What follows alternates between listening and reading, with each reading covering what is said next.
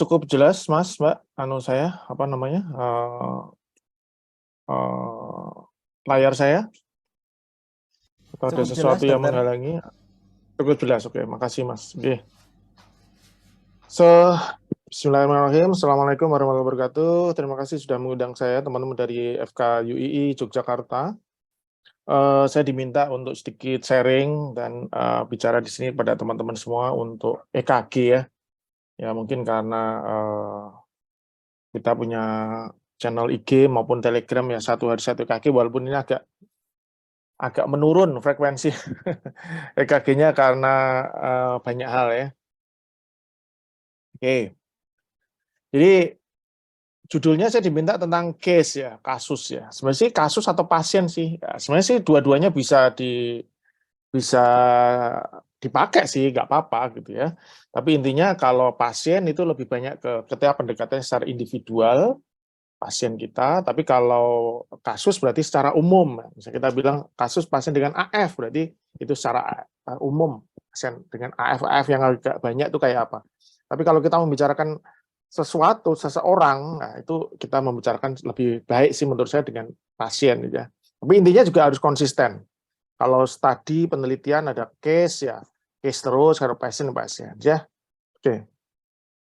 So kita punya yang di emergency room itu ada 3 bagian ya, aritmia, AV block dan ACS. Saya enggak tahu ini sampai sampai mana bisa selesai slide ini. Waktu saya hanya 90 menit atau 60 menit malah.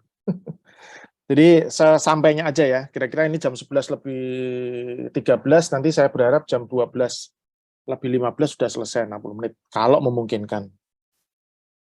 Tapi intinya teman-teman semua saya kira dan teman-teman udah hafal banget gimana sih normal sinus ritem ini yang harus hafal betul ya. Jadi intinya normal sinus ritem ada gelombang P ya toh, berasal dari atrium, ada AV node, di sini ada PR intervalnya, kemudian ada QRS di mana berasal dari aktivasi dari ventricle. Kemudian ventricle mengalami repolarisasi terbentuk gelombang T. Jadi ini harus hafal P, QRS, T. Ini harus hafal dulu. Yang normal harus hafal dulu sebelum kita membicarakan yang lain gitu. Nah, ini adalah normal sinus ritem, di mana ada satu gelombang P yang manis dari dua, P-nya positif, konsisten, terus-menerus, dan biasanya satu P selalu diikuti oleh satu QRS, walaupun itu belum tentu ya, tapi biasanya mostly P diikuti oleh QRS, P, QRS, P, QRS. Ini basicnya adalah irama sinus ya, irama sinus seperti ini, P, QRS, T, P, QRS, T, P, QRS, T. Kenapa ini saya sampaikan? Karena ya basic, ada teman-teman yang sudah advance, ada yang mungkin masih basic, jadi saya ulang sedikit. Ya, ini irama sinus. Loh dok, ini kok keriting ya dok ya? Agak kurang jelas, gini kayak, ini walaupun keriting seperti ini ya, kurang mulus seperti ini, tapi ini irama sinus. Ini masih ambil contoh yang irama sinusnya tidak seperti buku gitu ya. Ini irama sinus karena ini memang ada artefak, jadi pasiennya agak goyang sedikit mungkin ya, atau kurang jeli bisa juga. Ini gelombang P, QRS, T, P, QRS, T. Tapi ini satu P diikuti oleh satu QRS. Dengan gelombang P yang positif, terutama di LI2, negatif di AVR. Ini kelihatan nih di AVR. Ya. Ya kalau teman-teman lihat di buku gelombang sinus yang normal ya banyak. Tapi ini maksud saya ini walaupun kayak gini ini sinus ya. Karena ada satu P positif di LI2, negatif di AVR. Dan biasanya normal sinus ritem tidak satu P diikuti oleh satu QRS ya. Nah, kalau di monitor akan kelihatan seperti ini, P, QRST, P, QRST, P, QRST, P, QRST. Beda banget sama ini. Nah, ini ya. Beda sama tadi. Ini juga beda. Nah, ini juga beda. Beda sama ini juga. Ya kan, beda kan? Kira-kira ini yang pertama tadi sinus kelihatannya. Terus yang kedua, ketiga, keempat apa? Itu nanti kita bicarakan di soal aritmia. Jadi saya berharap ya teman-teman tadi udah jawab pretest, nah moga-moga nanti post-testnya lebih baik ya. Kalau belum ya enggak apa-apa, berarti yang salah bukan teman-teman, tapi saya yang salah berarti. Oke, jadi kalau aritmia itu secara umum kita bilang ada aritmia dengan QRS sempit sama QRS lebar ya. Tapi kita ngomong yang pertama ini tentang QRS sempit, ya. Ada sinus, ada takikardi dan lain-lain, ada paroxysmal supraventricular takikardi, atrial flutter dan atrial fibrillation. Atrial flutter dan atrial fibrillation mostly irregular, tapi atrial flutter bisa reguler ya, kalau bloknya itu tidak bervariasi dia reguler. Kalau yang ini biasanya reguler ya, yang irregular biasanya adalah atrial fibrilasi. Sebenarnya semua itu sudah saya terangkan secara detail di YouTube saya. YouTube saya ini tidak dimonetize, jadi teman-teman bisa menonton tanpa merasa dimanfaatkan oleh saya. Jadi boleh diulang berkali-kali buat teman-teman yang masih basic terutama ya. Channelnya Dr. M. Yusuf Susiana SPCP, EKG gampang sesi 3 aritmia dasar tuh. Simpel banget di situ. Nah, pertama yang teman-teman harus kenal adalah sinus takikardi. Saya kira ini sering kita dapatkan di UGD ya, yaitu sinus jelas gelombang P diikuti oleh GRS, P-nya positif di D2 dengan heart rate yang di atas 100 ya, itu disebut sebagai sinus takikardi. Dan jelas harus ada P-nya yang manis ya. P-nya positif di Li2. Kenapa? Karena S anode di sini turun ke sini, Li2 posisi di sini, dia dituju oleh arus listrik ya.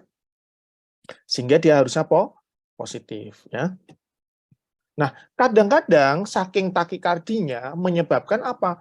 Gelombang P-nya mepet sama gelombang T sebelumnya. Jadi ini P, GRS, T. Ini P-nya kalau teman-teman tidak detail banget, mungkin akan berpikir ini apa ya? Nggak ada P-nya nih, nggak kelihatan. Memang ketika normal, ya normal, takikardi yang nggak terlalu cepat, P-nya masih terpisah.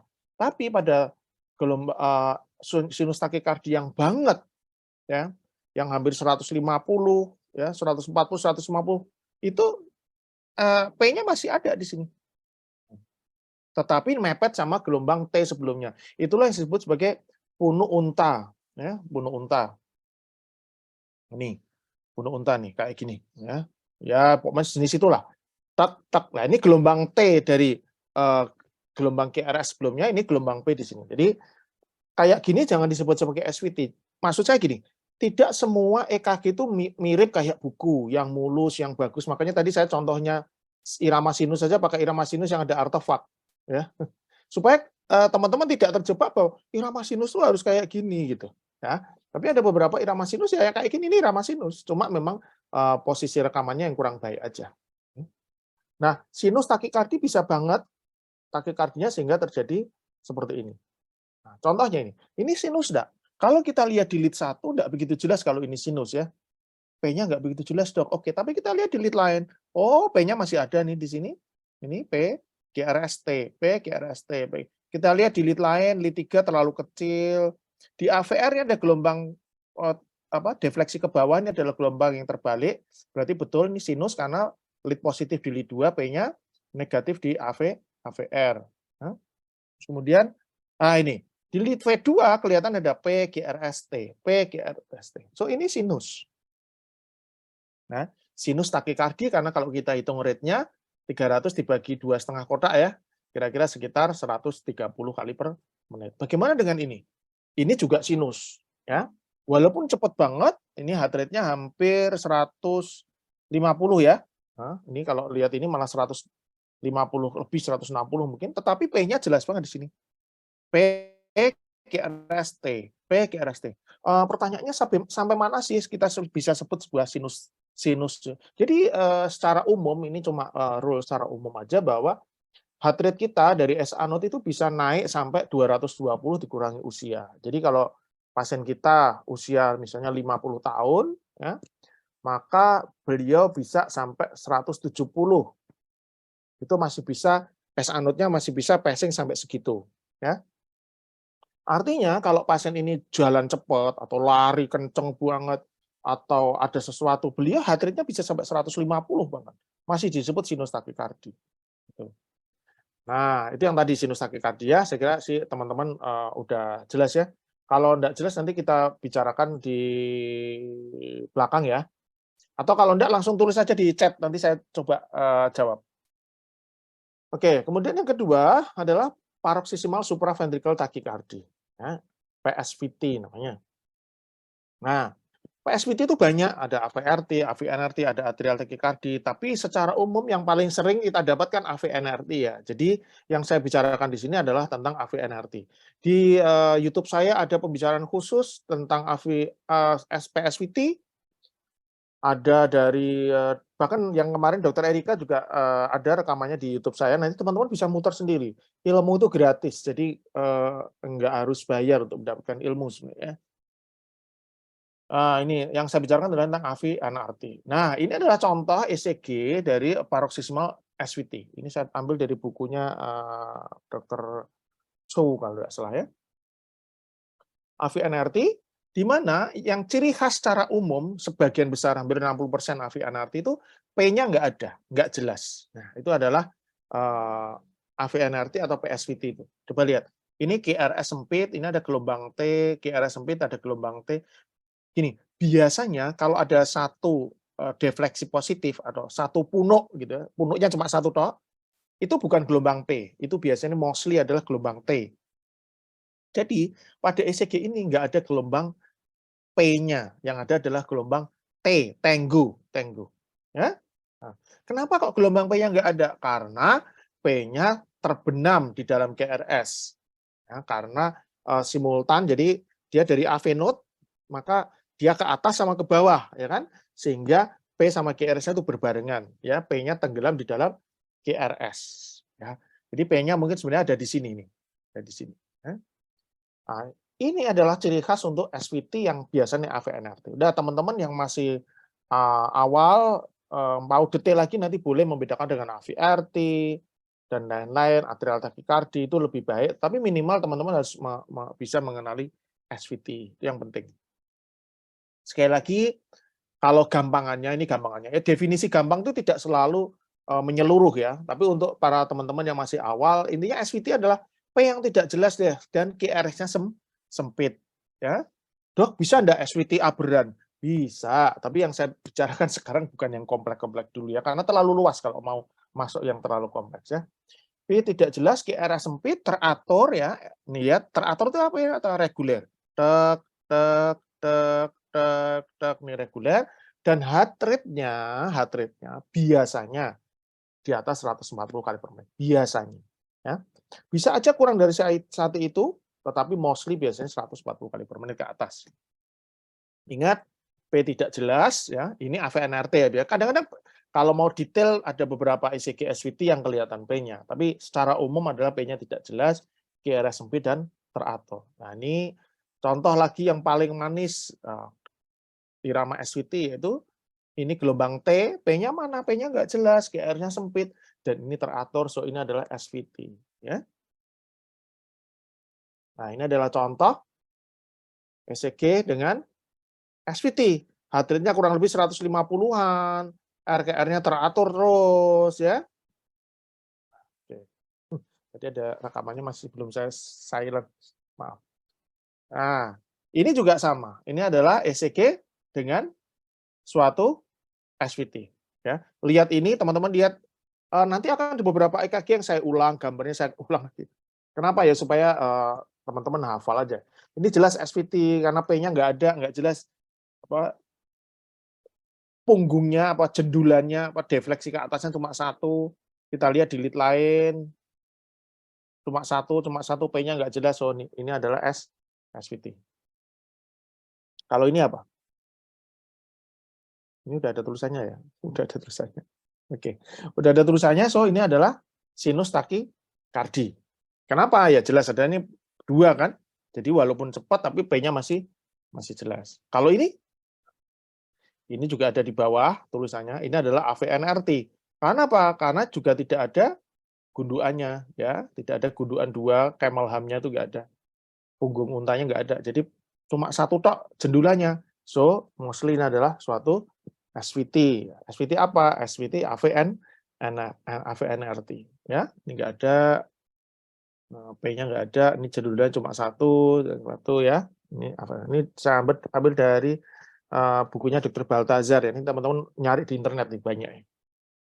Nah, ini kalau menurut guideline dari ESC, kalau ada narrow QRS tachycardia, jadi QRS-nya sempit, 3 kotak atau kurang ya. Kita lihat tuh reguler apa enggak. Nah, kalau enggak reguler ya mostly biasanya misalnya suatu AF misalnya gitu ya. Tapi kalau misalnya reguler kita lihat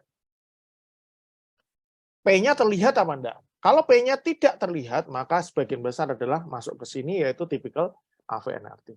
Nanti teman-teman bisa belajar lebih detail tentang AVRT, atrial tachycardia dan lain-lain. Nah, AVNRT ingat sebagian besar P-nya nggak kelihatan, tapi sebenarnya ada P-nya. P-nya di mana? Nah, kalau teman-teman mau lebih detail lagi, nanti bisa belajar lagi. Kadang-kadang P-nya itu retrograde. Retrograde artinya di belakang dari QRS. Nah, ini di sini. Di sini. Sehingga membentuk kayak gelombang S. Ada juga yang retrograde tapi di depan. Q-wave di depan. Kayak Q-wave, tapi bukan Q-wave. Tapi P-nya terbalik. P-nya terbalik. Ya. Sehingga di lead 2 ada takinya di depan kayak S-wave, atau bisa juga di depan kayak Q-wave. Kemudian di lead V1, R-nya itu ke atas. Ya. Kalau di lead 2 ke bawah, kalau V1 ke atas. Dia menuju ke V1. Soalnya. Biasanya gelombang P di V1 kan bifasik. Ini malah ke atas. Ya.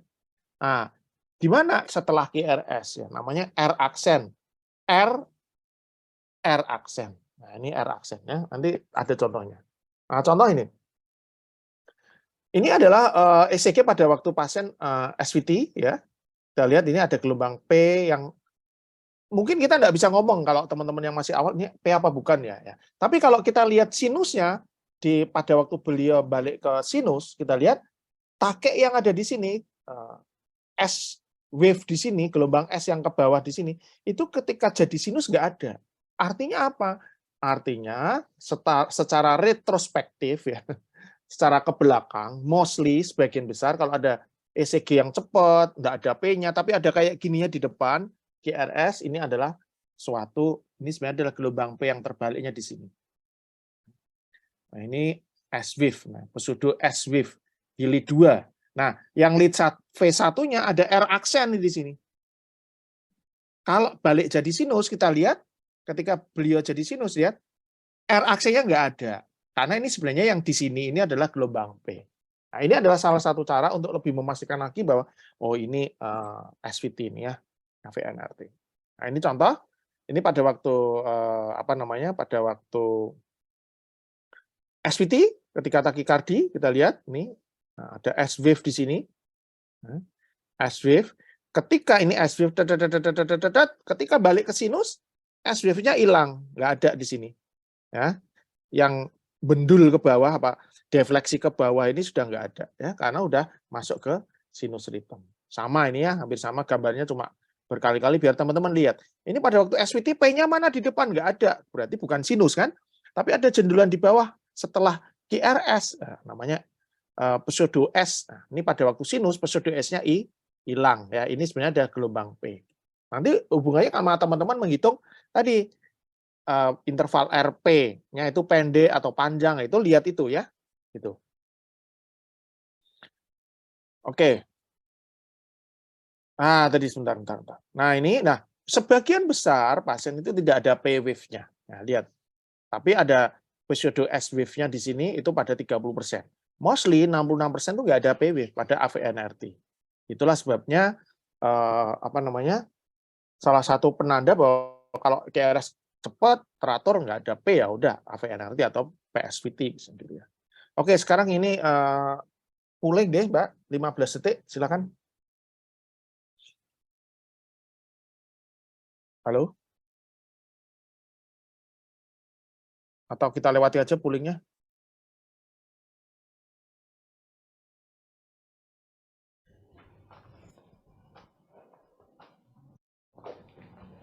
Silakan dijawab antara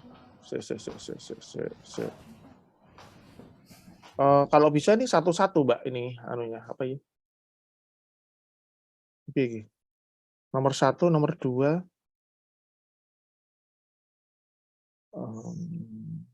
Ya. Gambarannya di sini agak ini nomor 1. Ini soal nomor 1 ya, berarti di sini ya? Atau yang bawah? Halo? Ada yang bisa memandu di sini? Kok ada banyak soalnya? Kalau bisa maksud saya poolingnya tuh 1 dulu, nomor 1 keluar, yang nomor 2 ini nggak usah gitu. Gimana? Baik, Dokter. Untuk sesi polling untuk nomor 1 terlebih dahulu.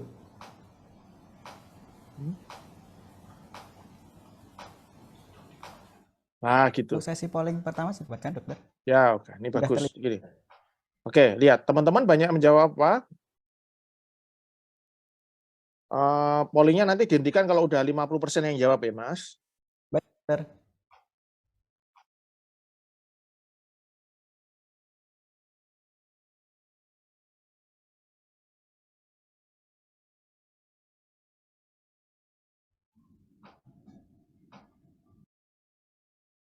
Oke, stop aja. Very good. Jadi sebagian besar teman-teman menjawab ini sebagai sinus takikardi. Ya, sinus takikardi. Hampir 80% sinus takikardi. Dan jawabannya adalah benar ya. Kenapa? Karena kita lihat di sini ada punu unta di sini. Nah, di lidu ada punu unta di sini ya, kelihatan ya. Oke, ditutup aja Mas. Saya nutup ya.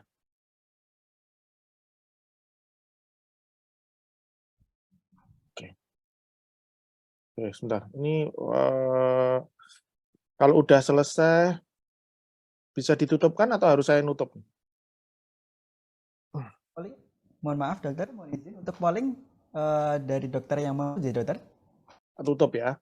Oke, sekarang siapin polling kedua. Ya, tadi udah benar teman-teman. Kalau ini kira-kira SVT atau sinus takikardi? Silakan dijawab.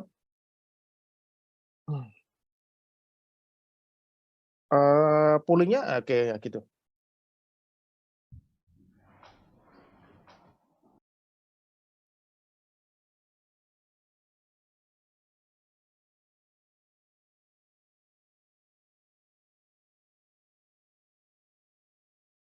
Oke, very good. Jadi mostly menjawab sebagai SVT. Benar, karena di sini jelas tidak tampak ada gelombang P ya. QRS-nya sempit, RR-nya teratur, gelombang P-nya nggak jelas. So, ini adalah suatu SVT. Oke, puli yang ketiga. Puli yang ketiga dimulai, Mas. Oke. Ya. Ini kok keluar lagi poll kedua.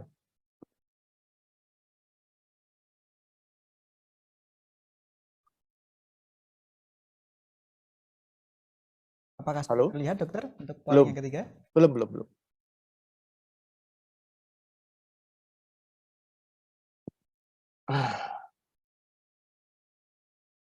Gimana? Apa nggak usah pakai polling aja, waktunya nanti mepet ya? Untuk polling ketiga? Udah keluar. Siapkan, Dokter.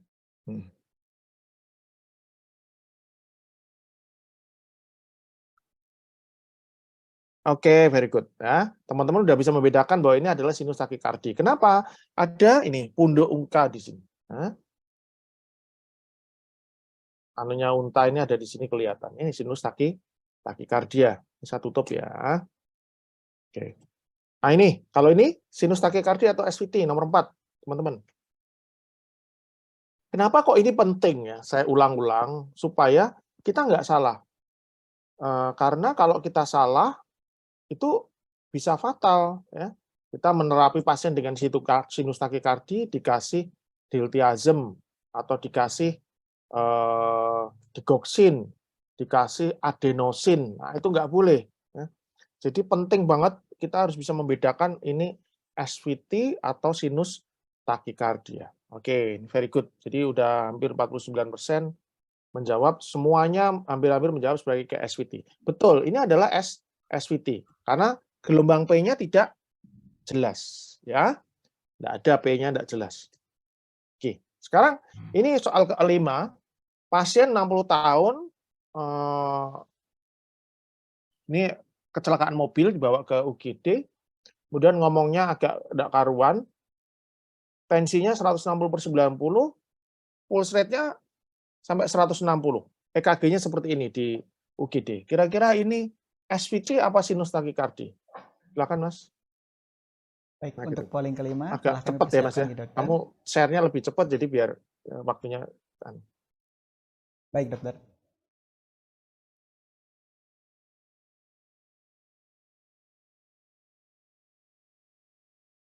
Oke, very good. Mostly untuk teman-teman semua udah benar bahwa menjawab sebagai sinus takikardia. Karena kalau kita lihat di sini gelombang di lead 2, sebentar ya. Ya deh. Di lead 2 itu sebentar. Nah, di lead 2 ini ada kayak gelombang P di sini. Gelombang P di sini, gelombang P di sini. Ini gelombang P di sini, V1, V1, V1 gelombang P. Dan heart rate-nya memang tinggi banget sampai 160 untuk usia. Nah, tapi ingat 220 dikurangi 60 kan pas tuh 160. Jadi pasiennya bisa sampai maksimal rate 160 itu bisa. Dan ketika pasiennya diberikan cairan, ditenangkan dan lain-lain, ternyata ECG-nya balik jadi sinus seperti ini ya. Jadi bukan obat yang bisa menurunkan heart rate, tapi cairan ya, karena mungkin beliau hipotensi karena shock dan lain-lain. Nah, ini yang diperlukan pada pasien. Juga salah satu tanda bahwa ini tiba-tiba naik, maka biasanya adalah suatu supraventricular tachycardia. Lihat ini, irama sinus, tiba-tiba ada PAC di sini, terus kemudian dicepet. So, ini adalah SVT. Soalnya kalau sinus biasanya dia naiknya gradual. Sinus naik misalnya jadi 90, 100, 110, 120, 130, tidak langsung tiba-tiba jebret langsung jadi 150. Ini adalah suatu SVT. Juga sama, ini sinus agak takikardi memang. Nah, begitu ada PAC, kemudian dia langsung cepat. Ini heart rate-nya jadi 120-an. 120. Ini adalah suatu SVT. Dan lihat ada ini S-nya di bawah tadi sudah tak sampaikan ya teman-teman ya. S di bawah, pseudo S ini sebenarnya adalah gelombang P ya. Kita lihat ECG SVT yang lain ya. Jadi teman-teman bisa membedakan lagi mana SVT sama ini SVT, ingat ya. P-nya nggak jelas ya. Ini juga SVT, heart rate-nya cepat. Jadi SVT bisa nggak terlalu cepat, 140-an. Bisa ini cepat banget, 170, 180 ya range-nya. Ada yang kelihatan S-nya di sini, ini R pseudo R-nya kelihatan, R aksen. Ada yang, tapi ada juga yang nggak kelihatan ya. Ini juga sama, ini adalah SVT ya. Ah, ini SVT, ya ini juga SVT ya. SVT, saking cepatnya, P-nya nggak jelas. T ini gelombang T ya, bukan gelombang T. Ini ya pasien saya, ini juga SVT. Dilihat lihat di lead V1-nya ada R-aksennya di sini ya. Nah, di lead 2 ada S-nya di sini ya, ini. Nah, ini yang kemarin saya share di IG kalau tidak salah ya.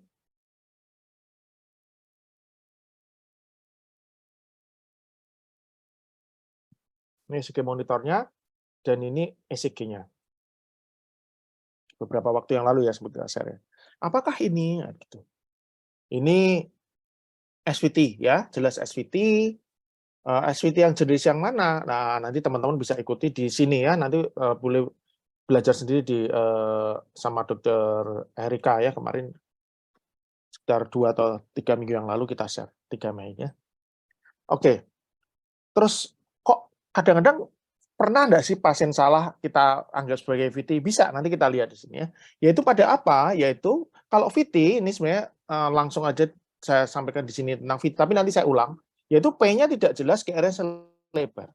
Ini adalah monomorphic VT yang jelas ya, jilid 2. Ini juga VT, QRS lebar, P-nya nggak ada. Bedanya sama SVT, kalau SVT QRS sempit.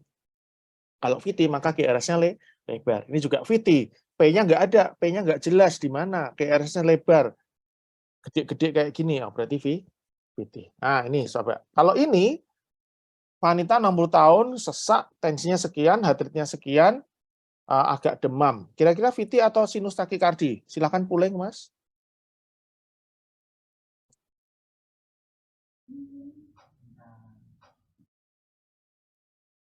Halo? Oke. Baik, untuk polling apakah sudah terlihat? Lihat.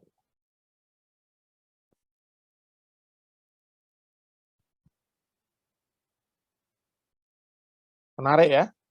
Ternyata banyak teman-teman yang menjawab VT, tapi ada yang juga menjawab juga sinus takikardi. Nanti kita lihat. Oke, cukup Mas, 51% sudah jawab.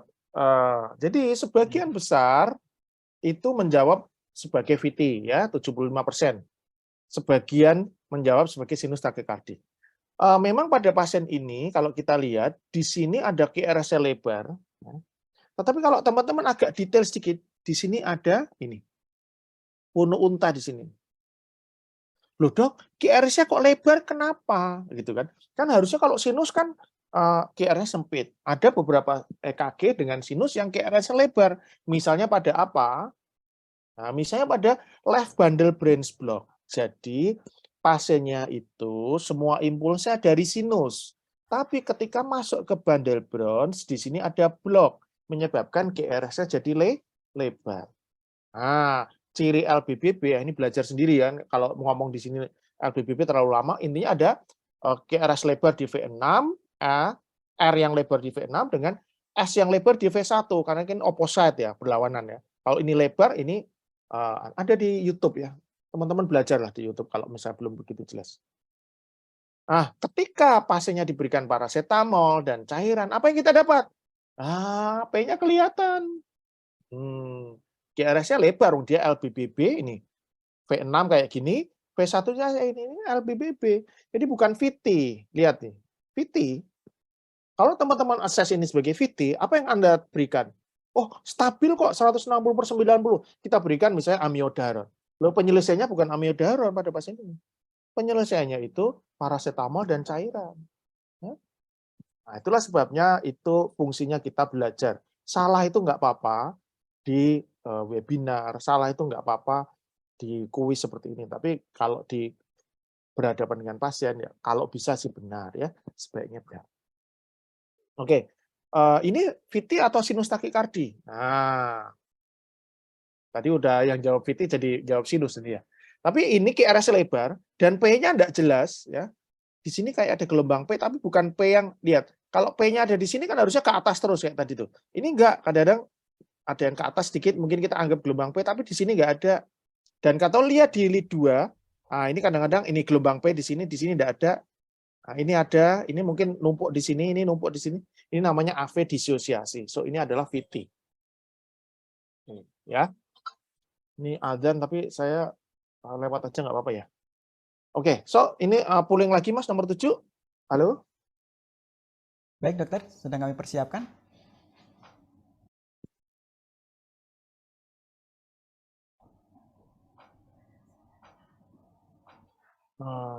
Apakah sudah terlihat? Kelihatan. Ini sinus atau VT? Chest pain, hipotensif Pak.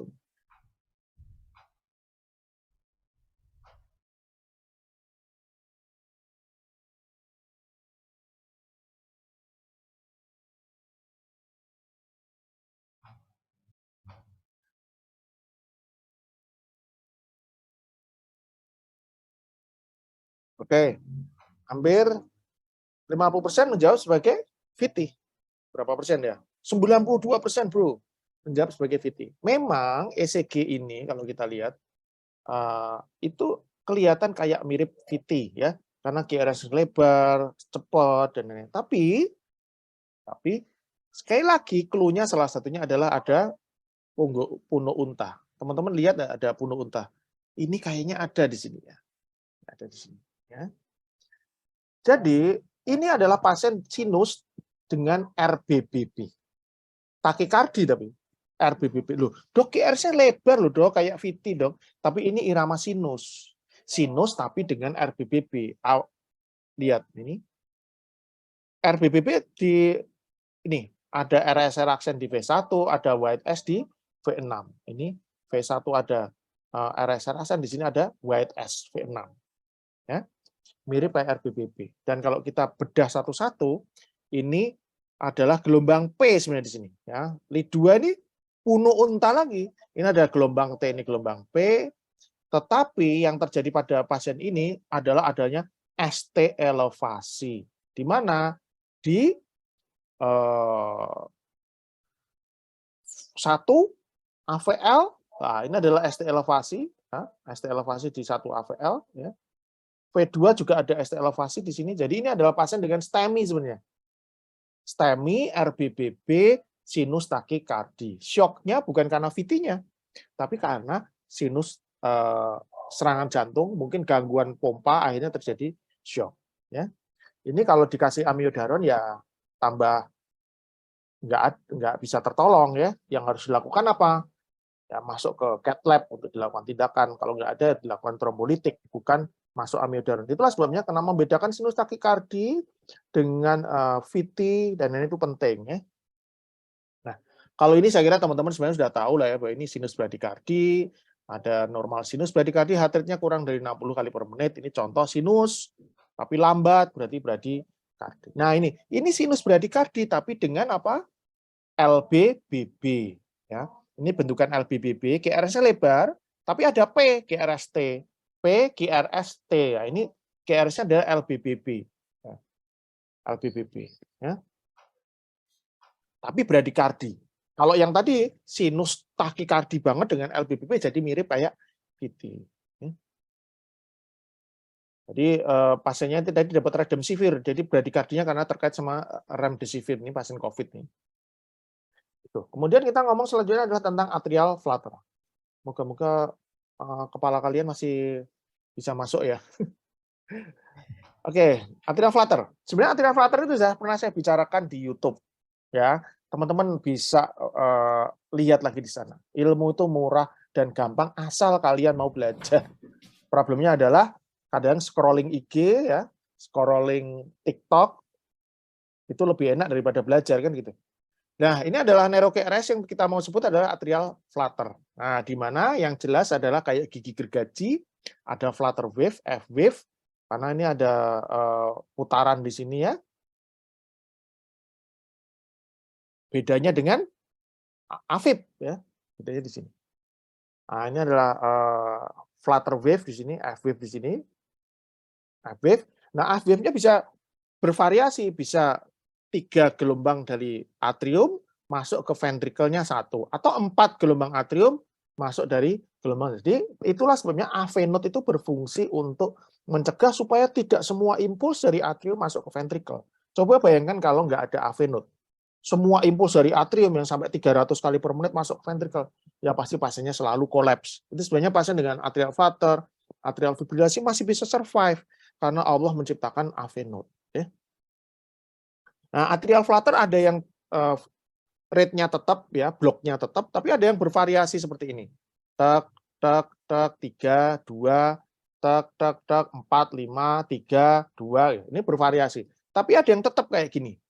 Nah, kalau di V1 ya, tek, tek, ke atas. 1, 2, 3, 4, 5. Ini tetap. Jadi atrial flutter bisa bervariasi, bisa enggak nganunya. Apa jenisnya? RKR-nya itu bisa teratur, nih yang teratur, bisa enggak teratur seperti yang tadi. Nah, ini adalah typical atrial flutter, sebagian besar seperti ini. Typical flutter apa? Gelombang itu, F wave-nya, flutter wave-nya, di lead 2-3 AVF biasanya ke bawah. Ini adalah atrial flutter yang typical, ya, dan di V1 akan ke atas. Ya. Kenapa? Ya nanti dibaca sendiri. Ini yang typical, dia ke bawah. Kalau yang atypical, reverse typical, nah, itu ke atas. Ya. Di lead 2. Ini lead 2 ke bawah. Nih, 1, 2, 1, 2, 1, 2, 1, 2. Nah, ini. Ya. Di V1 biasanya positif ke atas, yaitu makanya TB positif. Nah, kadang-kadang 3:1, tadi 2:1. Ini teratur, tapi bisa juga variabel blok. Bloknya bervariasi. Nah, ini yang variabel blok. Kadang segini 3, kadang-kadang panjang, 3 lagi, 3 lagi. Ciri khasnya adalah salah satunya, Dok kok teratur tapi ini flutter apa AF ya? Paling simpel, ini kalau sekilas mata adalah, kalau flutter itu ada pengulangan. Ini saya jaraknya nih, set ke set, ini, nah ini pas 3:1, terus ini yang panjang, misalnya 6:1, ini 3:1, ini sama, ini sama, ini sama, ini sama. Ngerti nggak? Jadi ada ritme. Ya, atrial flutter biasanya seperti itu. Lihat ini pas ini, ini jaraknya RKR-nya sama. Nah, tetapi kadang-kadang ini, ini panjang. Tapi jarak ini waktu 2:1 dengan 2:1 RKR-nya sama. Itu beda dengan atrial fibrilasi, di mana atrial fibrilasi itu sangat kaotik, sangat tidak karu-karuan. Ya. Nah, kecuali pada atrial flutter yang kadang-kadang 2:1 dan 1:1. Ini agak sulit kadang-kadang ya. Karena kadang-kadang kayak mirip kayak AF ya. Tapi kalau di luar itu biasanya lebih mudah diidentifikasi. Ini 2:1. Teratur banget, mirip kayak SVT, betul. Ratnya hampir sekitar 150 kali per menit.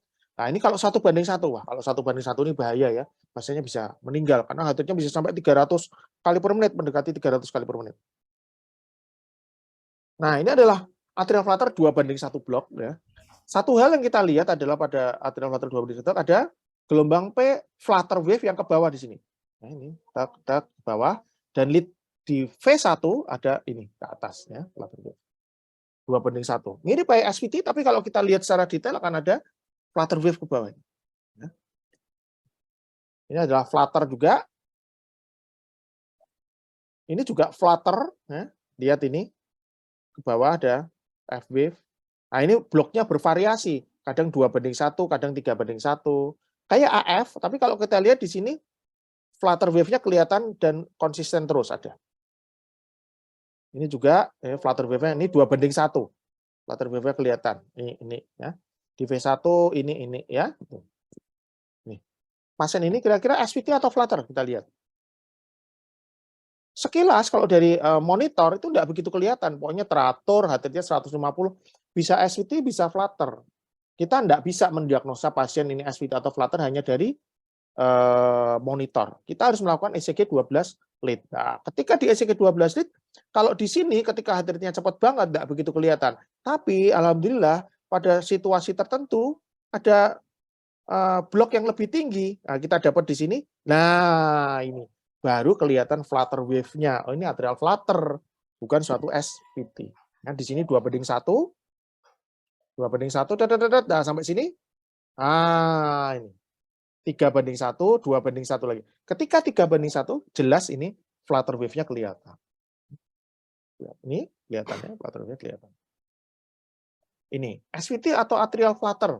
Nah, teman-teman kalau lihat lagi detail kayak tadi, ini, nah, di sini juga ke atas kan V1, nah, ini adalah atrial flutter. Oke, sekarang kita membahas ke atrial fibrillation. Kalau atrial fibrillation itu intinya apa? Kalau flutter itu sinus itu harusnya berasal dari sinus ya, tetapi pada atrial fibrillation dia banyak sekali aktivasi di atrium yang tidak karu-karuan sehingga sinusnya terhambat ya.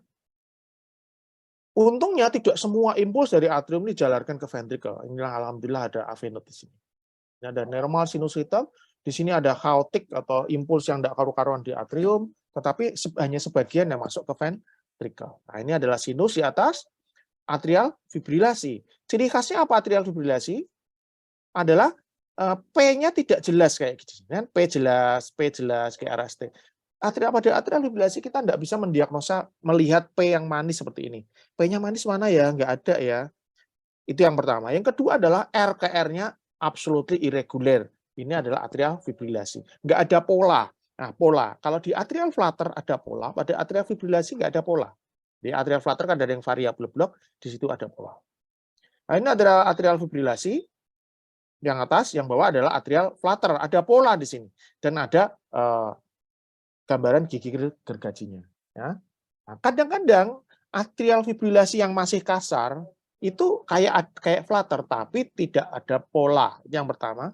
Dan gelombang flutter wave-nya ini tidak konsisten. Kalau ini kan konsisten terus. Kita bisa mengidentifikasi ini. Ya. Tapi kalau di sini, ini beda-beda. Nah, ini bukan. Nah, tapi kadang-kadang sudah lembut. Kalau lembut ya makin kelihatan bahwa itu tidak flutter ya. AF bisa cepat, P-nya mana nggak jelas tuh. Ini kayak jendulan cuma satu. Kalau jendulan cuma satu tadi aku bilang gelombangnya adalah tango, T. Ini tango, ini P-nya nggak ada, P-nya nggak jelas yang sinus manis, RKR-nya tidak teratur. So ini adalah atrial fibrilasi. Kadang-kadang lambat. irreguler, P-nya nggak jelas yang mana. Atrial fibrilasi. Ini juga atrial fibrilasi yang lambat. Kita lihat P-nya nggak jelas di sini. R ke R-nya tidak teratur. Nah, harus membedakan atrial fibrilasi dengan atrial flutter yang atrial fibrilasi yang kasar tadi. Lihat, pada atrial flutter jelas ini flutter wave-nya ke bawah terus konsisten. Pada atrial fibrilasi kita lihat, di sini kayak ke bawah, kecil. Di sini kok ke atas lagi ke sini? Ini ke atas, ini ke atas, ini ke bawah. Nah, nggak konsisten, berarti bukan atrial flutter. Kalau atrial flutter ke bawah, ya ke bawah terus. Kemudian dia ada pola, lihat ini. Dua ini, dua ini. Dua ini, ya ini hampir sama. Dua. Ya tetap mungkin ada perbedaan. Ini kira-kira AF apa flutter? Tidak ada pola, tidak teratur, P-nya nggak jelas, ya AF. Ya. Nah, ini adalah gambaran EKG di AF. AF ya. P-nya nggak jelas, irreguler, heart rate-nya lompat-lompat, 93, 97. Nah, ya, P-nya nggak jelas, reguler. Ini adalah AF. Ini juga sama, ini adalah atrial fibrilasi juga. P-nya mana? P-nya nggak jelas. Oke, begitu P tidak jelas, kemudian kita lihat, loh, R-nya kok nggak teratur ya? Oh, ini pendek, panjang, pendek, panjang. Oh, AF. AF harus betul-betul, teman-teman harus betul-betul hafal, karena itu adalah 20% dari aritmia adalah AF, jadi nggak boleh kelewat. Ya. Ini AF apa sinus? Nah, kita lihat P-nya mana ya? Oh, P-nya nggak kelihatan, P-nya nggak kelihatan. Begitu P tidak kelihatan, salah satu yang kita pikirkan, ya ini teori probability ya. Kok aritmia apa yang paling sering? AF. Berarti gampangannya yang paling harus sering dicek pertama adalah AF. Kan gimana gini-gini. Nah, lihat. R-nya tak, tak, tak, tak. Oh, irregular. So, AF. AF dengan apa ini? Nah, nanti belajar lebih lanjut, dia adalah AF dengan RSR aksen DP1 apa? RBBB. Ini AF atau bukan? Dok, ini kayak flutter ya. Tapi bentar, ini kayak ada flutter di sini. Tapi di lead 2, nah pokoknya kalau nggak konsisten, mostly adalah atrial fibrilasi. P-nya nggak jelas, RKR tidak teratur. Ya. Ini ada namanya Asman phenomenon. Nanti bisa belajar lebih lanjut. Ini AF apa? Flutter atau sinus, P-nya nggak jelas, RKR tidak teratur, ya, RKR tidak teratur, cepat, ini AF rapid ya, nggak ada F. Ini juga sama, tak bolan-baleni, tak ulang kenapa? Karena ini sangat penting, nggak boleh nggak. Begitu lihat EKG kayak gini langsung tek masuk ke kepala, oh ini adalah atrial fibrilasi. P-nya mana ya? P-nya nggak jelas, oke. RKR oh, tidak teratur, oke. So this is atrial fibrilasi. Ini juga sama, lihat P-nya mana? P-nya nggak jelas nih. C. RKR-nya? Oke. Oke. Ini adalah atrial fibrilasi. Oke, di sini barusan azan, di sana azan, tapi kita lewatin aja ya. Mungkin yang di sana di silent dulu deh. Oke. Nah, terus, nah kalau ini apa? Ini kayak sinus. Pertama-tama bisa terlihat kayak sinus ya. Nah, mungkin ini sinus. Oh, tapi begitu kita lihat, irreguler ya. P-nya nggak jelas ya. Bentar. Oh ya, P-nya nggak jelas sih. Lihat di lead 2. Tek, panjang, panjang, pendek, panjang, pendek. Oh, AF nih. Yes, AF. Kalau ini apa? Jangan terjebak ini VT. Kenapa kok bukan VT? Karena kalau VT mostly reguler. Ini irregular. Loh dok, QRS-nya kok lebar? Karena sekali lagi, QRS lebar bisa pada sinus kan? Sinus dengan LBBB. Nah, ini adalah AF dengan LBBB. Lihat ini. RKR-nya nggak teratur. Tek, tek, tek, tek. Pendek, panjang, pendek, pendek, pendek, panjang, pendek, pendek, pendek, panjang. AF. Kalau VT dia reguler. Jadi ini ya memang pasiennya maaf sakitnya agak berat. Yo AF, yo ono LBBB. Ya. LBBB-nya lihat apa ada di V6 nih. 1 ada RSR aksen di 1. Ini sama, ini AF atau VT? Ini AF. Kenapa? Karena walaupun QRS lebar di sini mirip VT, tapi irregular. Lihat ini. Pendek, panjang, pendek, pendek, pendek ya. Pendek, pendek, pendek, pendek ini panjang ya. Tapi QRS lebar. Ya, karena ini ada RBBB, right bundle branch block. Kadang-kadang kita bisa percaya sama bacaan komputer, kadang-kadang nggak bisa ya, jadi jangan selalu diandalkan. Nah, kalau ini AF atau VT? QRS lebar, teratur, Oh, VT, lebih banyak VT. Bedain sama ini. Ini irregular. Oke? Irregular. Lihat, ini reguler. Nah, kalau ini ada tempatnya amiodaron atau bahkan kardioversi. Pertanyaan, kalau ini AF atau flutter? Atau sinus? Kalau lihat P sinus kok nggak kelihatan ya? Oke, mungkin sih kayaknya kayak AF ya, karena dia berindil-berindil. Tapi lihat, kalau teman-teman lihat, ini ada pola. Tek, tek, tek, tek, tek, tek. Panjangnya. Panjangnya ini sama dengan panjangnya ini. Ada pola. Kemungkinan ini flutter. Kalau kita lihat lebih detail, Mas, ini ada artefak. Di sini, ini ada P ke P ada di V6 ini, ada P, ya, flutter. Jarak P ke P-nya sekian, dan jarak R ke R-nya itu 11 second. Nah, ini hampir sama, 2 kalinya. Jadi betul-betul ini atrial flutter. Ini AF atau flutter? Tadi udah tak ambil sebenarnya. Ini AF ya. Ini AF atau flutter? Ayo. Kalau kita lihat lebih detail, pertama dia kalau kita nggak detail banget ini bisa disebut sebagai AF. Tapi sebenarnya kalau kita lihat ada pola. Ini sama ini hampir sama. Ini hampir sama. Nah, kita lihat lagi lebih detail. Di V1 ini ada ini. Nah, flutter kan P-nya ke atas kan biasanya di V1.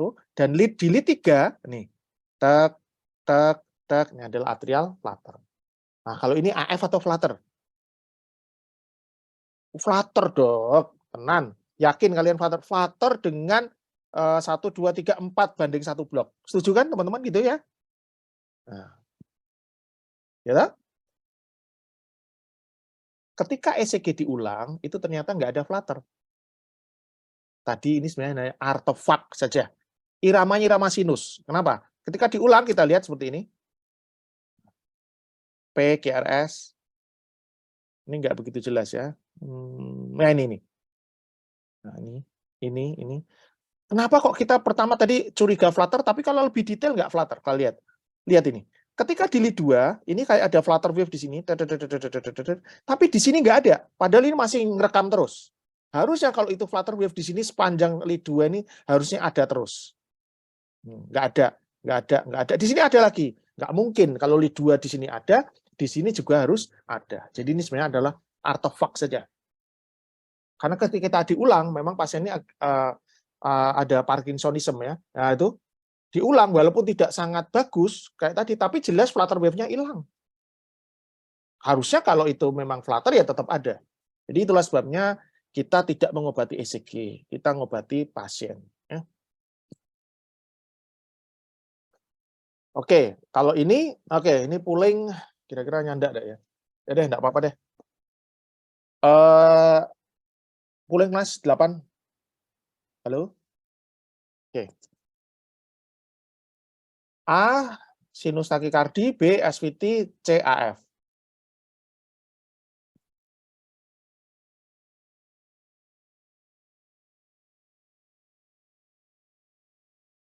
Oke, cukup aku rasa. Antara SVT sama AF itu saling berkejaran ya, tapi alhamdulillah sebagian besar menjawab AF. Dan itu betul. Karena, sebentar, ini yang pooling berikutnya.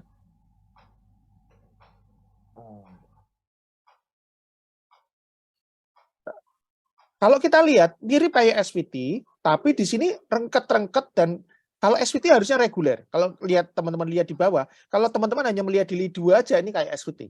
Tapi kalau teman-teman melihat di lead 1 panjang ini, kita lihat ada variability di sini. Ini lebar, pendek banget. Nah, ini adalah atrial fibrilasi. Oke, karena waktunya udah mepet, jadi polling berikutnya kita tiadakan aja. Ini yang ini sinus takikardi atau SVT atau AF. Nah, mostly menjawab ya wes lah, oke. Ya, tiadakan, kita tunggu sebentar. Sebagian besar alhamdulillah menjawab AF. Ya, artinya bagus ya. Dan betul ini adalah AF karena apa? Karena dia irregular. Cuma beliau pasien ini selain irregular karena AF, lihat ini irregular, beliau juga ada ST elevasi di lead 3, lead AF. Jadi ini adalah ECG pada AF dengan suatu akut coronary syndrome. Ya. Ketika jadi sinus, turun tuh ST elevasinya. Oke, kita kembali ke pasien kita. Ini adalah pasien dengan sinus atau bukan? Nah, jelas bukan ya. Jelas bukan berarti SVT? Enggak ya, karena dia irregular, ya kan? Berarti AF. AF-nya rapid, hampir 140 kali per menit. Ya deh, ini pakai pooling Mas, ini Mas. Kira-kira apa yang Baik, dokter, teman-teman segera akan lakukan dipersiapkan. pada pasien ini? Digoxin, beta blocker, amiodaron, tensinya turun ya, tensinya turun ya. Tak lihat tensinya berapa? 80 per 60, pasiennya sesak napas.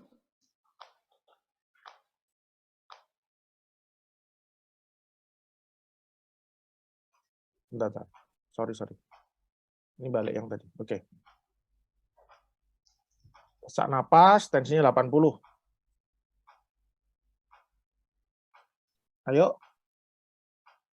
Perjalanan masih panjang. Oke, sebagian besar menjawab digoxin injeksi. Ada sebagian teman yang menjawab dengan pemberian kardioversi. Ya. Oke. Ini yang pertama. Jadi diingat-ingat sebagian digoxin, tapi sebagian juga menjawab sebagai kardioversi. Oke. Kalau yang ini, hemiparesis sinistra tensinya sekian. Ini sinus apa AF apa SVT? Nah, ini AF ya, karena lihat irregular ya. Lihat ini panjang, ini pendek banget. Ini AF.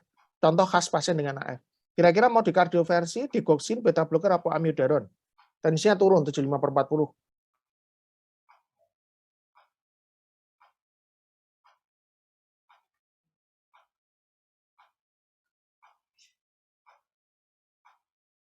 Oke, cukup Mas. Jadi sebagian besar teman-teman ini menjawab sebagai kardioversi ya pada pasien tuan B ini. Tadi tuan A banyak yang digoxin, tuan B banyak yang kardioversi. Oke, masih satu lagi. Oke, ini dimonitor aja. Apa yang kita dapat pada pasien ini? Laki-laki 5 tahun dengan sesak, napas, panas.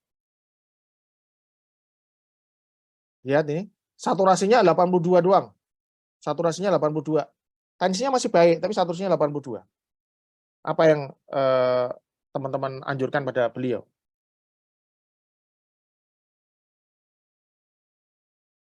Kayaknya kalau menunggu 50% lama, jadi 30% cukup. Yang jawab kita simpulkan sebagian besar akan mewakili audien. Oke, cukup Mas. Sebagian besar menjawab dengan kardioversi. Ya, ini yang 55 tahun sesak napas, desaturasi tadi 82% itu kardioversi. Kenapa? Karena gangguan hemodinamik, Dok. Ya, ini kan AF irregular, cepat, heart rate-nya sampai 136, berarti wajar dong kita berikan kardioversi. Nah, ini ada lagi, kok banyak banget ya. Oke, ini Ileus paralitik, heart rate-nya sampai 150, tensinya masih cukup baik. Tapi RR-nya cepat nih, 34.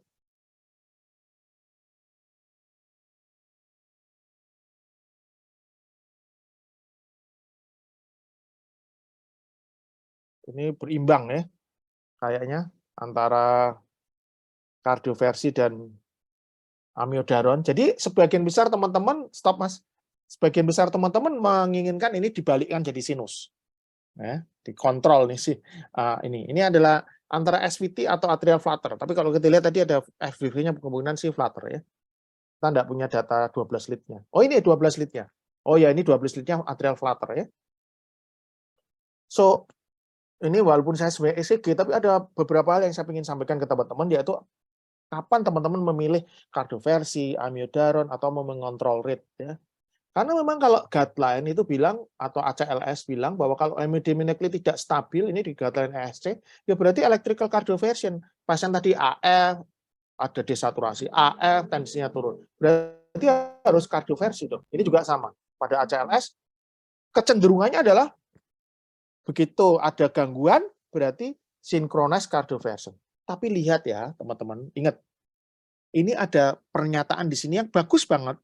Apakah takiaritmia menyebabkan hipotensi?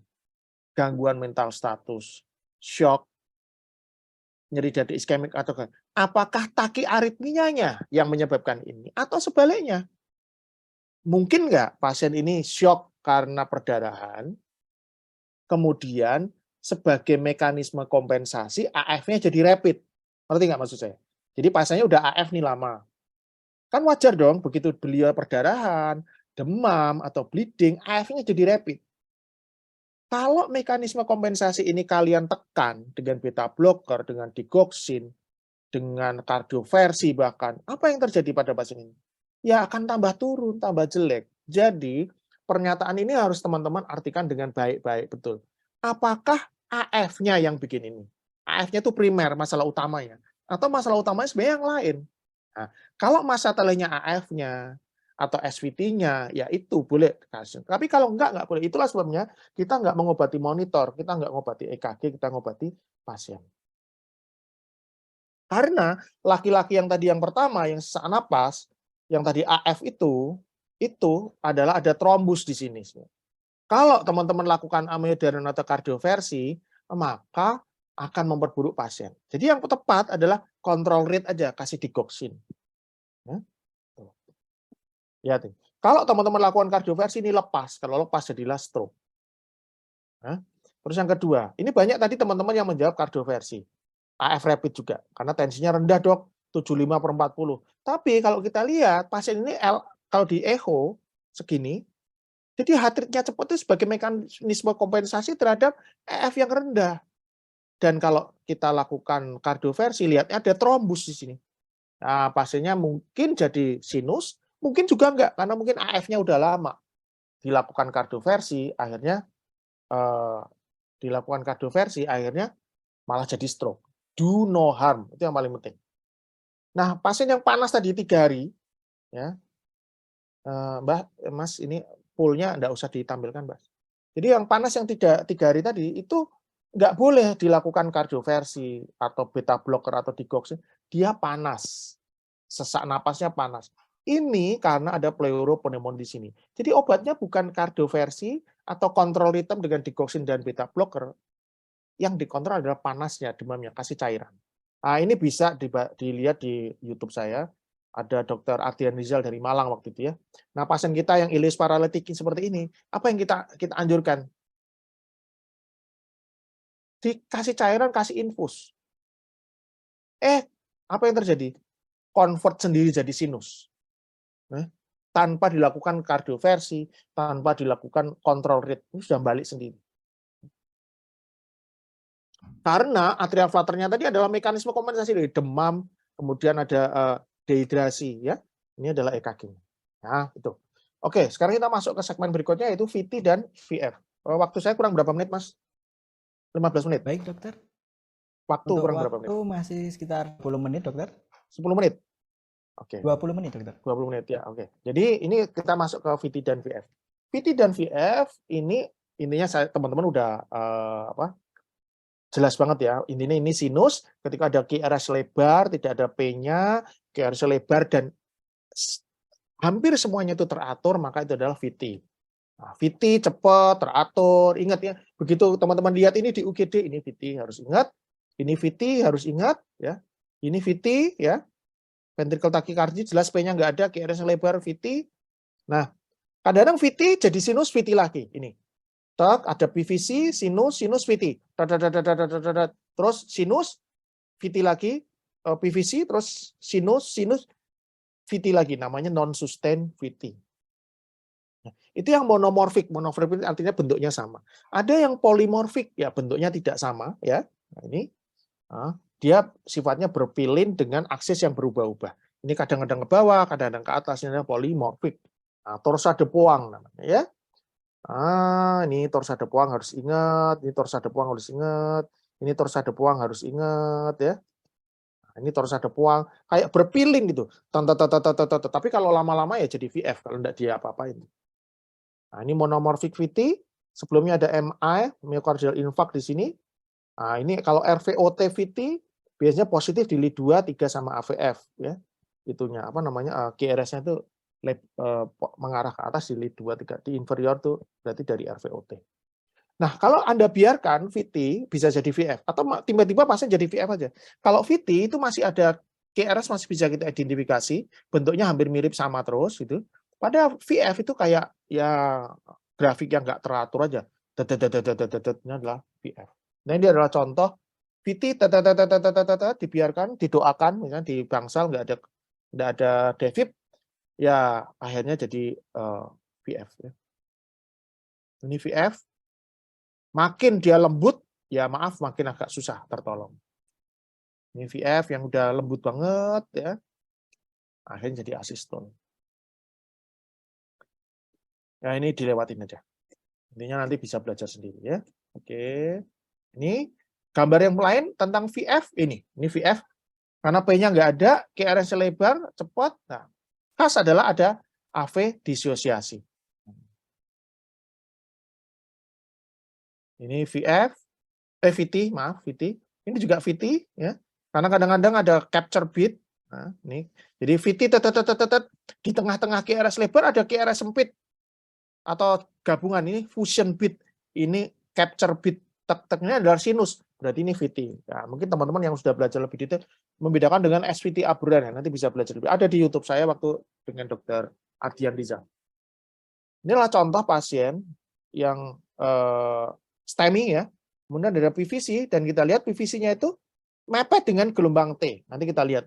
Makin mepet, makin mepet. Nah.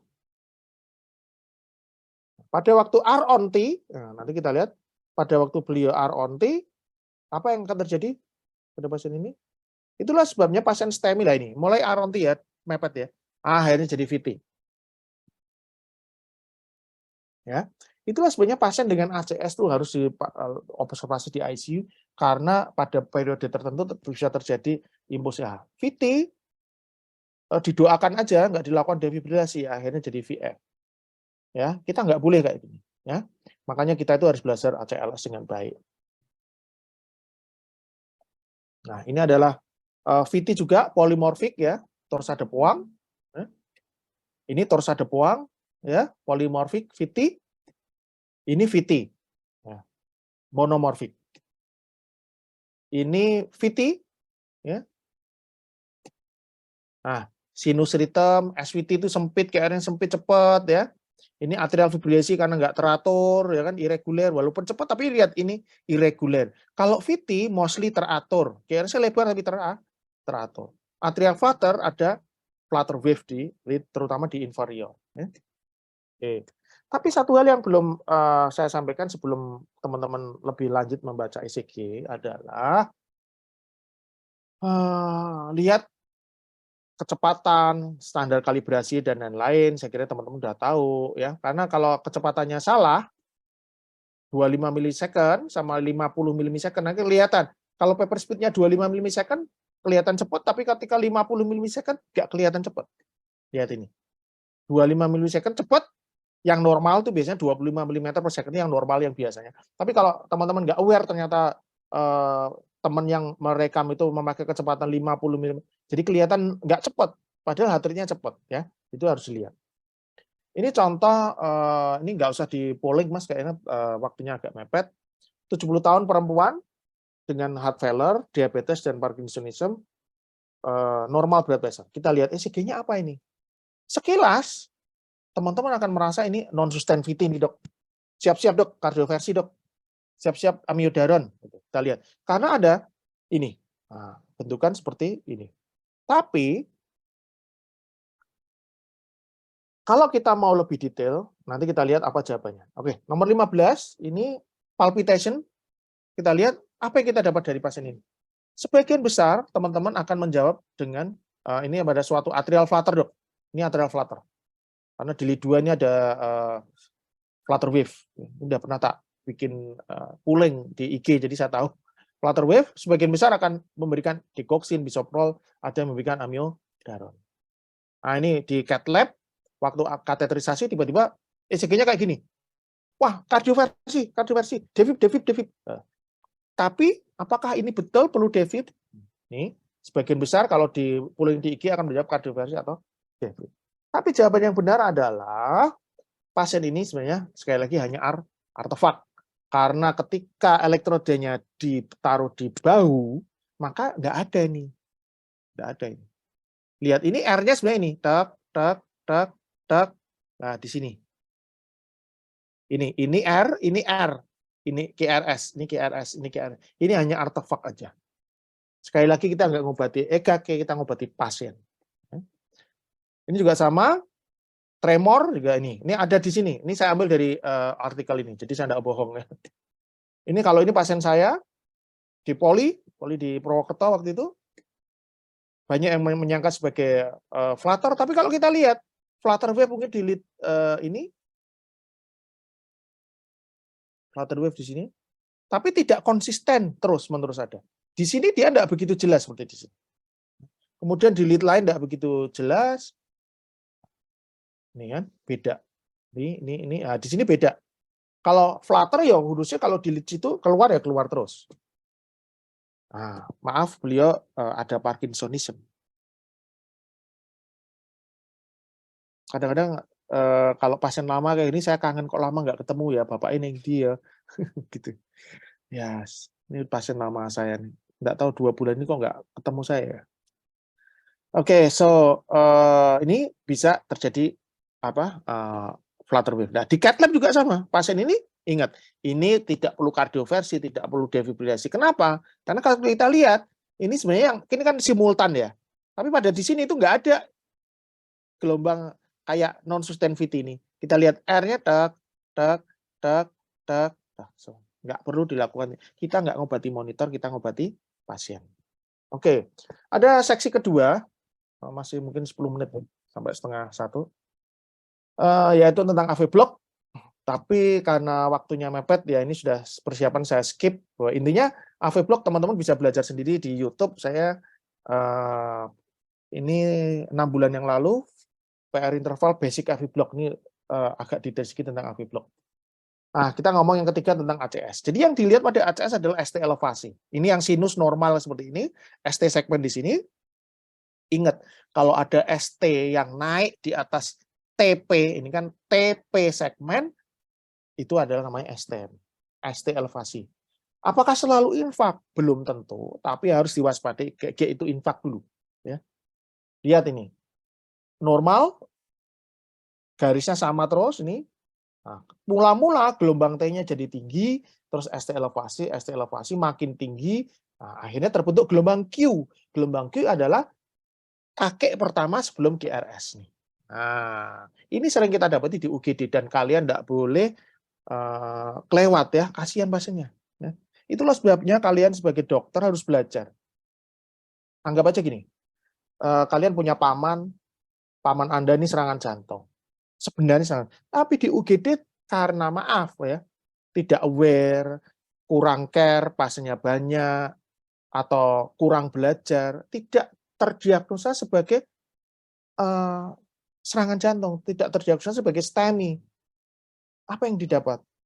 Golden period-nya hilang, infaknya jadi tambah luas, akhirnya mortality-nya jadi tinggi. Ya. Itulah sebabnya kalian harus belajar keras. Itu penting. Ya. Treat your patients like your family. Ya.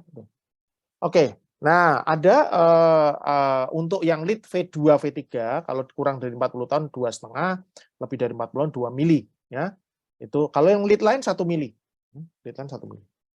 Nah, inferior di 23 AVF. Kalau ada 23 FST elevasi, maka di 1 AVL akan ST depresi. Kenapa? Karena ini berkebalikan. Ada di YouTube saya, ini bolak-balik sudah saya ajarin. Lihat ini, lead 2, 3 AVL, maka akan ada ST depresi di 1 dan AVL. Karena dia kebalikan, AVF di bawah, AVL di sini. Jadi ini kebalikannya. Nah, ini apa? STEMI anterior. Kalau anterior, kadang-kadang resiprokalnya ada, kadang-kadang enggak. Ini pas kebetulan ada. Karena apa? Karena lateralnya juga ST elevasi. Jadi sebenarnya karena anterior luas 1 AVL-nya ST elevasi, maka kebalikannya 1 AVL kan 3 AVF akan ada ST depresi. Ini adalah STEMI anterior. Ya, harus betul-betul kenal sama ICG seperti ini. Ini STEMI apa? Inferior 3 AVF, ya, ST depresi di lead 1. Inferior, ini STEMI apa? Lateral, lihat 1 positif, AVL positif, lead 3 AVF-nya ST depresi, karena resiprokal, kebalikannya. Ya. High lateral. Kalau ini apa? Ini ada yang ST elevasi enggak?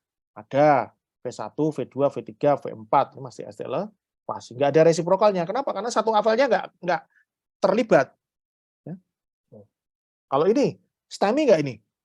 Ini RBBB dok, tapi ada ST elevasi. Harusnya pada RBBB yang murni, ST segmennya turun ke bawah ini, tek, tek sampai sini. Nah ini ada RBBB dengan STEMI. Lihat ini ST elevasi, ST elevasi. Tidak ada resiprokal. Nah ini pasien kita. STEMI nggak nih? Oh ini ada ST elevasi dok di V2, V3, V4. Oke. Kita berikan ticagrelor, aspirin, heparin, kita lakukan angiografi. Nah ini ada thrombus burden di sini, kita lakukan PCI. Kalau nggak dikenali, nggak dilakukan PCI, mortality-nya akan tinggi. Yang mengenali siapa? Bukan saya. Yang mengenali adalah Anda semua. Ya, itulah sebabnya belajar itu sangat penting. Oke? Ah ini perempuan 49 tahun, chest pain untuk 2 jam. Lihat ada ST elevasi nggak? Oke, di 2, 3A, PF. 1A, VL, ST depresi. STEMI inferior dok. Oke, STEMI inferior. Perlu kita cek RV infak. Nah ini harus tahu. Yang belum tahu berarti harus belajar lagi. RV infak kita lihat. RV infak terutama kalau kita duga tadi ini ST elevasi di V1 dan yang paling simpel adalah LI3 sama LI2 di lebih tinggi LI3. Kita lihat ini LI3-nya ST elevasinya lebih tinggi daripada LI2. Oh curiga RV infak. Kita lihat nih V4R-nya ST elevasi di V4R. Dok gimana caranya bikin? Nanti belajar sendiri banyak di YouTube. Nah posteriornya juga ST elevasi di sini ya. Nggak boleh dikasih nitrat. Nah, pasien ini kita berikan streptokinase, hasilnya membaik. Kenapa kok bilang membaik? Satu hal yang saya belum bilang tadi, ada total AV block pada pasien ini. Nah, lihat, ini P-nya jalan sendiri-sendiri. P numpuk di sini, P ini numpuk di sini, total AV block. Begitu dilakukan streptokinase, kira-kira 45 menit kalau tidak salah itu jarak dengan onset, membaik. Ya, tetap kita lakukan angiografi, kemudian kita PCI di right coronary artery. Oke, ini pasien juga post streptokinase tapi masih nyeri dada. Ada STEMI nggak? Ada nih di V2, V3-nya nggak terlalu ya. 1 sama AVL yang ST elevasi dan ada gelombang Q di sini. 1 AVL. Ya. Tapi ketika kita waktu itu pasiennya masih pikir-pikir mau PCI apa enggak, kita tunggu dulu di EKG ulang di 1-2 jam berikutnya ST elevasinya tetap tinggi di sini. Ini anterior sama lateralnya juga ST elevasi. Kita lakukan angiografi, oh buntu di sini, di LAD ini buntu total di sini. Alhamdulillah kita pasang stent dengan hasil yang cukup baik. Tapi ya karena terlambat ya, karena pasiennya tadi streptokinase di waktu itu pasiennya belum kerso dilakukan PCI, ternyata gagal kan trombolitik. Nah, akhirnya EF-nya tetap rendah karena segmen di anterior ini waktu echo nggak kelihatan tidak bergerak. Pasien kita yang lain nyeri dada 1 minggu, udah 1 minggu tapi yang nyeri sekali 24 jam. STEMI nggak? Kita lihat di 1, 2, 3 AVM nggak ada ST elevasi, V1, V2, V3, oh ST elevasi nih, ST elevasi. Tapi udah 24 jam. Boleh nggak di streptase? Nggak boleh ya. Kalau kayak gini berarti primary PCI. Nah, ada flow yang kurang bagus di sini kita lihat. Wiring dan kita lakukan PCI. Tadi PCI-nya enggak. Nah, PCI di sini. Yang atas kita biarin aja. Karena culprit-nya di sini. Oke, bagaimana dengan non ST elevasi ACS? Ya intinya banyak ECG-nya, tapi lihat pada kurang lebih 10-20% pasien ECG-nya bisa normal. Makanya kalau pasien nyeri dada jangan kamu bilang ini enggak apa-apa Pak, EKG-nya normal, pasti bukan jantung. Belum tentu. Ya, kurang lebih 10-20% ini pada yang bilang sampai 1/3 itu normal, non STEMI. Jadi nggak boleh ya. Tapi kalau yang khas yang pada 80%, 75% pasien itu ada ST depresi, paling khas adalah kalau downslope atau horizontal atau T inversi yang dalam. Misalnya contoh pasien ini ada ST elevasi nggak ada, tapi ada ST inversi yang luas di anterior, nih V2, V3, V4, V5 ST depresi. Iskemia anterior luas. Ini T inversi yang dalam ya. Iskemia anterior luas dan inferior ya. Ini anterior luas. Atau pada pasien ini, apa yang khas pada pasien ini? ST depresi yang dalam di V2, V2 belum ya, V3, V4, V5, V6, inferior, plus ST elevasi di AVR. Ketika ada ST elevasi di AVR dengan ST depresi yang luas, kemungkinan suatu left main disease atau triple vessel. Global ischemic, ST elevasi AVR. Ini, nah kalau ini STEMI atau non STEMI? Kalau kita lihat ada ST depresi di 1 sama AVL, Nah, ingat ada ST depresi di 1 AVL, kita lihat 3 AVF-nya ada ST elevasi apa enggak? Kita lihat ST elevasi sedikit di AVF, dan ini namanya subtle STEMI. Ini sebenarnya STEMI, tapi kalau menurut guideline belum ada 1 mili. Tapi sebenarnya kalau kita lakukan angiografi, beliau ini ada problem, itu pasti. Subtle STEMI inferior. Ingat, reciprocal changes, 1 ST depresi, maka 1 ST depresi, AVL ST depresi, delete 2, 3F akan ST elevasi, karena ini kebalikan di bawah sama di lateral. Ini pasien kita jadi dada, makin memberat 75 tahun, ECG-nya kayak ada ST elevasi di sini ya, V1, V2 dengan gelombang Q. Wah, gegek STEMI nih, oke. Tapi kita cek troponin normal. Entah, di bawah ada tulisannya ya, ketutupan. Oke, troponin normal. Ini beliau pasien HD. Kita lakukan angiografi, ternyata diffuse disease. Mungkin dulu pernah oklusi, ya. Ini yang titik di sini. Ya. Tapi pada saat ini udah lama sebenarnya, infaknya udah lama. Ya. Kita lakukan PCR, kita rotablator dulu karena saking kerasnya. Biasa pada pasien dengan HD itu keras, ada kapur, sehingga harus kita lakukan rotablator. Jadi resikonya agak airi sedikit. Dan hasilnya saya kira cukup baik. Ya, cukup baik di sini. Oke, ini nih. Izin mengingatkan dokter untuk ya, aku tahu. sesi waktu Oke, tinggal 5 menit lagi ya. Jadi pasien ini chest pain, ya, nyeri dada, ya, yang makin berat, ya. Pada 3 hari ini, troponnya positif. Tapi kalau teman-teman lihat di sini, ECG-nya almost normal, kecuali hanya bradikardi doang. Bradikardi sering pada pasien dengan ACS, terutama kalau yang kena itu adalah RCA atau RCA terutama, karena biasanya kalau RCA dia mendarai ke SA node, AV node di situ. Tapi pada LAD juga bisa. Nah, pada pasien ini, ya, ini, oke. RCA-nya cukup baik ternyata di sini, tapi ada lesi di bawah. Nah, ini LAD-nya yang sangat severe di sini. Pasien non-STEMI, padahal ECG-nya normal. Jadi, ECG normal tidak mengeksklude suatu koroner yang akut. Troponin sangat penting. Treat the patient, tidak men-treat ECG. Oke, nah kita lakukan PCR dengan hasil yang baik. Jadi untuk teman-teman yang masih belum jelas, atau karena teman-teman merasa, dok ngomongnya terlalu cepat, saya sudah ada perjanjian dengan panitia bahwa ini nanti bisa kita upload di YouTube seminggu setelah ini. Kemudian teman-teman bisa ulang, bisa diputar dengan kecepatan yang lebih lambat, bisa Anda pause, bisa Anda ulang lagi kalau belum jelas ya. Gambarnya bisa screenshot di pack sendiri boleh ya. Ada banyak teman-teman yang bisa belajar di situ. Sekali lagi nggak saya mau ngetes, jadi nggak menguntungkan saya.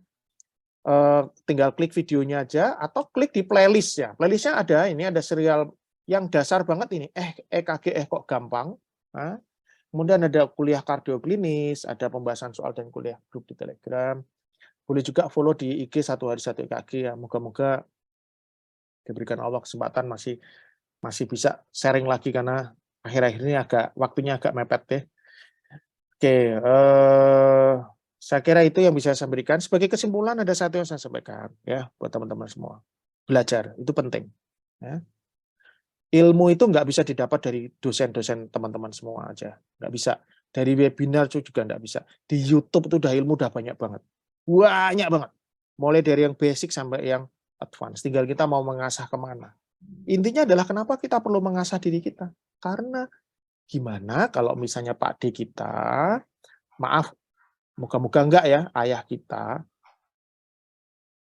diperiksa, diobati oleh dokter yang tidak cakap. Kan kalian enggak mau. Nah, untuk itu cakapkanlah diri kalian. Itu penting. Ya. So, sebagai conclusion, satu hal yang juga penting, saya enggak tahu sudah ada yang ngajarin kalian belum adalah, peran penting dokter itu bukan mengobati, tapi menyamankan pasien. Membuat pasien nyaman. Kita itu sering nggak bisa ngobati, tapi sering bisa bikin pasien lebih nyaman. Bu, enggak apa-apa diobati, nggih, insya Allah sehat. Gitu. Walaupun kita tahu beliau dengan CA yang stadium akhir, ya kita nyamankan, itu penting.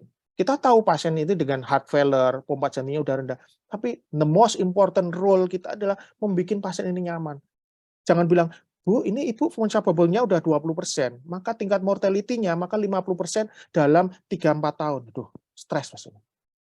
Bu, ini diobati, insya Allah baik, ibu enggak apa-apa ya, tetap aktivitas biasa, jangan terlalu capek gitu. Karena kita yang penting adalah membuat nyaman pasien, itu yang paling penting. Pelajaran EKG tadi itu tidak penting, yang paling penting adalah sikap kita sebagai dokter. Oke, satu lagi, tadi akan banyak yang salah ya, tapi nggak apa-apa, karena memang tugas kita itu tidak jadi benar, tapi tugas kita itu belajar. Ya, saya juga kadang-kadang salah, sama ya, kita tetap belajar. Saya juga banyak belajar ya. Kalau mungkin teman-teman lihat di YouTube saya itu, tapi saya private sih, sebenarnya banyak sekali playlist yang harus saya pelajari itu, karena saya terus belajar ya. Treat your patient as human being, tidak hanya case aja, tidak ada case. Bapak ibu yang ada di depan Anda itu punya keluarga, punya anak. Jadi kita harus memikirkan yang terbaik. Ya. Treat your patient like your family, then you will be a loving doctor. Saya kira itu yang bisa saya sampaikan. Terima kasih. Wassalamualaikum warahmatullahi wabarakatuh. Waalaikumsalam warahmatullahi wabarakatuh. Terima kasih kepada Dr. Yusuf telah memaparkan materi ketiga kita pada kali ini. Mungkin langsung saja kita masuk ke sesi diskusi nggih dokter, karena sudah terdapat beberapa pertanyaan dari peserta yang begitu antusiasnya ya masuk di kolom Zoom kita. Saya jawab langsung aja Mas ya. Iya. Baik, oke, dokter, ada beberapa pertanyaan deh. Saya bacakan aja. Mohon maaf membedakan R aksen dan T.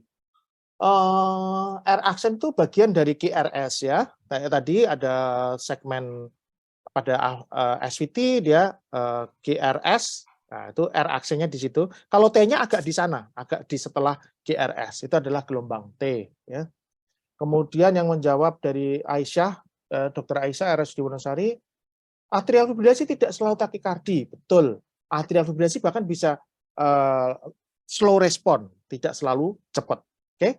Kemudian Dr. Dwi Ayu, kardioversi apakah ablasi? Iya, bisa. Tetapi intinya kalau untuk teman-teman dokter umum, kalau teman-teman membaca lagi di YouTube saya bahwa terapi utama sebenarnya adalah terapi baseline dari pasien itu, ya, febrisnya diobati, dehidrasinya diobati, baru kemudian kita pikirkan kita perlu rate atau control rhythm.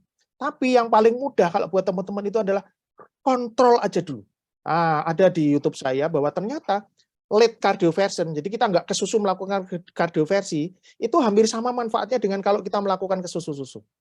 Nah, kalau kita late 48 jam itu ternyata masih bisa. Tapi kita malah bisa lihat, oh ternyata jantungnya udah gede, mungkin AF-nya udah permanen. Kalau kita lakukan kardioversi sudah ada trombus ya. Waktunya habis Mas, kalau udah habis kita selesai atau saya lanjutkan? Bisa dilanjutkan dokter? Oke. Kemudian ada Dr. Rossi, normal ECG dengan keluhan PVC bisa. Jadi PVC tidak selalu harus diobati. Kadang-kadang dinyamankan aja pasien itu bisa. Bu, enggak apa-apa, tenang aja. Itu bagian dari jantungnya ibu memang kayak gitu misalnya gitu. Asal beliau cuma merasa PVC seminggu sekali gitu, ya nggak apa-apa, biarin aja. Nggak perlu obat. Ingat, tugas kita adalah menyamankan pasien. VS, terapi yang diberikan tanda bahaya yang perlu diperhatikan pada VS. Ada di YouTube saya tentang VS, saya pernah share nanti ya. Kemudian dari PKU Nanggulan, kehilangan kesadaran, aritmia SVT atau AFib. Aritmia murni atau komplikasi. Ya, itulah kenapa perlunya pemeriksaan yang menyeluruh pada pasien. Detail yang menyeluruh pada pasien. Ya.